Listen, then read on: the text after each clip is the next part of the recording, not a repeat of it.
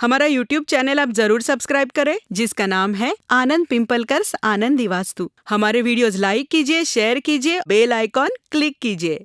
प्रेक्षक बहुत सारे सवाल पूछते रहते हैं, उन्हीं में से ज्ञानेश्वर कुटे जी ने एक सवाल पूछा है और वो है सर, बहुत घरों के सामने लाइट्स के बड़े बड़े डीपी देखने को मिलते हैं, मीटर होते हैं और बहुत बुरे हालात में रहते हैं, तो ऐसे वक्त क्या उपाय करना चाहिए? वास्तुशास्त्र ये पूरा ऊर्जा का शास्त्र है, ऐसा हम कहते हैं। मतलब प्रकृति में एक प्रकार की ऊर्जा है जिसे हम कॉस्मिक एनर्जी कहते हैं, और इस कॉस्मिक एनर्जी के माध्यम से इंसानों ने कुछ एनर्जीज डेवलप किए हैं। उसमें से एक है इलेक्ट्रिसिटी। सूरज के प्रकाश से सौर ऊर्जा, पानी से हम ये लाइट की ऊर्जा तैयार करते हैं। बराबर। मतलब एक से दूसरे में परावर्तित होने का काम प्रकृति करती है। जो 16 एलिमेंट्स बताए हैं कि जिसके कारण पृथ्वी पर इंसान रह सकते हैं, उन 16 एलिमेंट्स में पानी का तत्व, बिजली का तत्व हम मानते हैं। जब उस बिजली को हम सैचुरेट करके एक जगह लाते हैं, फिर वो डीपी हो या फिर इलेक्ट्रिक का डीपी या फिर कोई मीटर हो, इसका मतलब सब लाइट एनर्जी या इलेक्ट्रिक एनर्जी उस मीटर में आती है और उस मीटर से आपके घर में अलग अलग जगह पहुंचती है। बराबर। क्योंकि वैसा अगर नहीं होता तो आपके घर में जब ओवरलोड होने के बाद जो बटन गिरता है, मतलब मीटर के बाजू में छोटा बटन जो होता है वो ऑटोमेटिक बंद होता है। क्यों होता है? क्योंकि ओवरलोड की वजह से।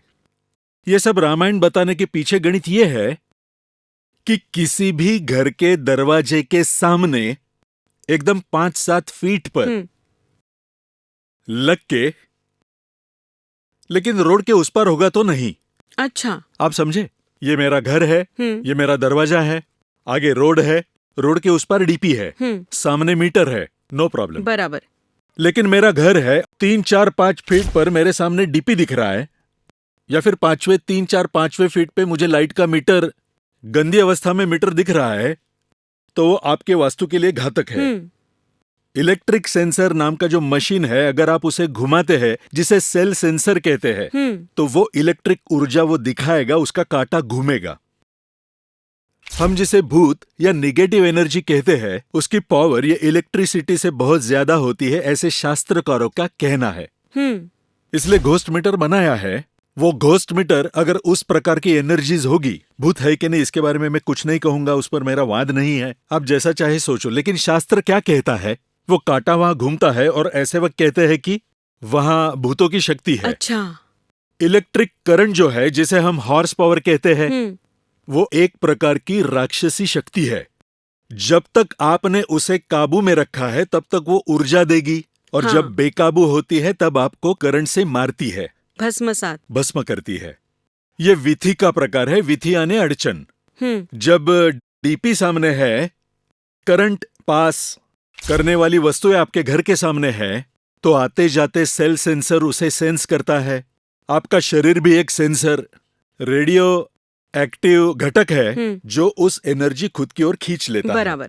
चिड़चिड़ापन, अस्थिरता, घर से बाहर जाते हुए झगड़े, घर में हमेशा क्लेश, और सबसे महत्वपूर्ण ये, जाने अनजाने में स्पर्श हुआ तो करंट, डीपी होगा तो विस्फोट, और उसका वास्तु पर होने वाला दुष्परिणाम। बराबर। ये सब हो सकता है। वास्तुशास्त्र का जब निर्माण हुआ तब तो लाइट्स नहीं थी, इलेक्ट्रिसिटी नहीं थी, फिर ये बाद में खोजा हुआ नियम है। मतलब हमारे जैसे या पुराने वास्तु विशेषज्ञों को लगता था कि सारा जग सुखी हो। उस वक्त के स्थलकाल सापेक्ष की परिस्थिति के अनुसार उन्होंने शास्त्र रखा।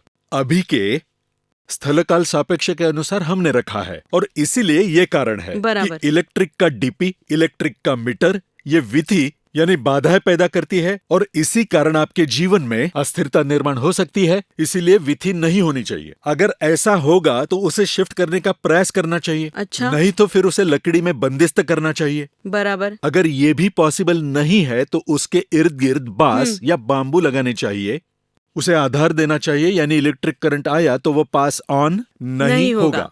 लेकिन हमें आज यही रुकना है। नमस्कार।